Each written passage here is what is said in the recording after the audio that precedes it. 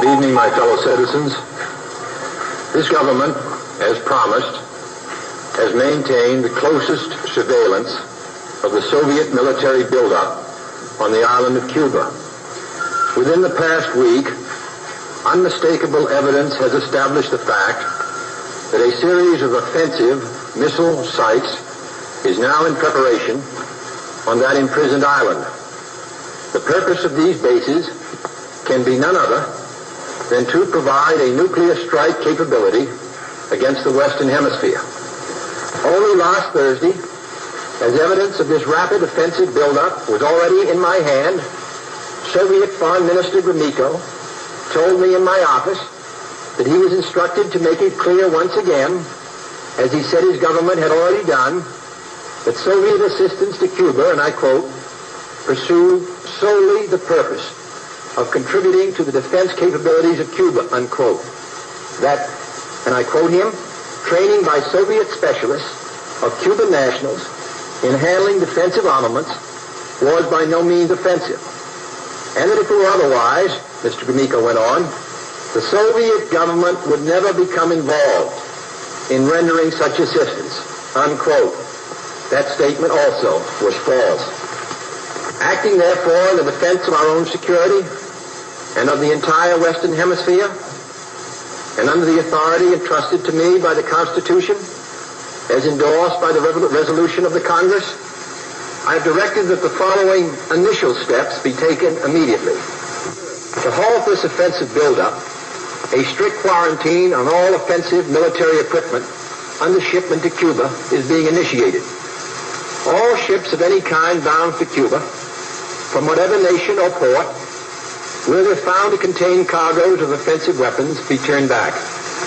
It shall be the policy of this nation to regard any nuclear missile launched from Cuba against any nation in the Western Hemisphere as an attack by the Soviet Union on the United States, requiring a full retaliatory response upon the Soviet Union.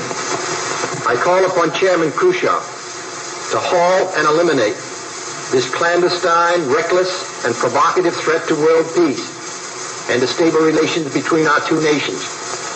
I call upon him further to abandon this course of world domination and to join in an historic effort to end the perilous arms race and to transform the history of man.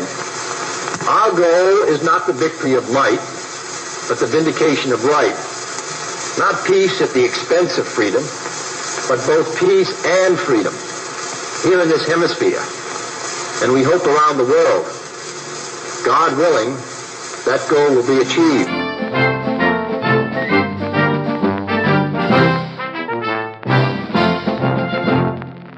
And today here we have some major important news involving the missile crisis between Cuba, the Soviet Union, and the U.S. Yes, today finally this crisis over the Cuban missile officially ends. John F. Kennedy and Soviet leader Nikita Khrushchev announced a public agreement, and Khrushchev withdrew missiles from Cuba, which finally ended this crisis. Here we have some experts on this political event. This whole issue began with the United States being unable to properly invade and take over the Cuban regime.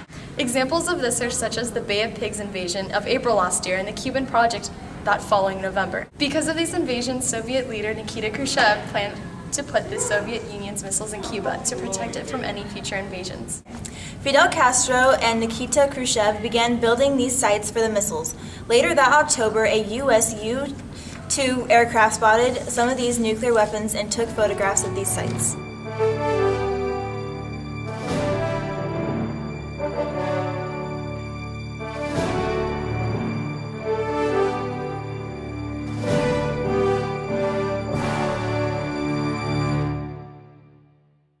Then on October 15, these photos were released to the public, and from that day on, the 13-day missile crisis had begun.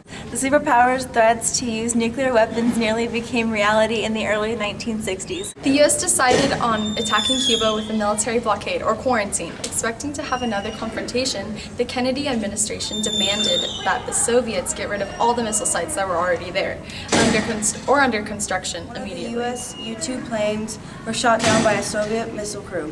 With the exception of retaliation, Kennedy did not choose to. Today, this confirmation ended with Kennedy and the NSG reached an agreement with Khrushchev. Publicly, the Soviets would destroy their weapons in Cuba and return them to the Soviet Union in exchange for the U.S. to agree to never invade Cuba. This whole 13-day crisis has been the first event that was so close to having a nuclear conflict. This instance also was the first documented instance of a threat of mutual asserted destruction. As a result of the Cubans, Fidel Castro's power as a leader has strengthened. The idea of having missiles so close to the U.S. and the probability of never being able to successfully invade Cuba is just so disappointing. And there you have it, our coverage on the Cuban Missile Crisis. So, see you next time and have a good night.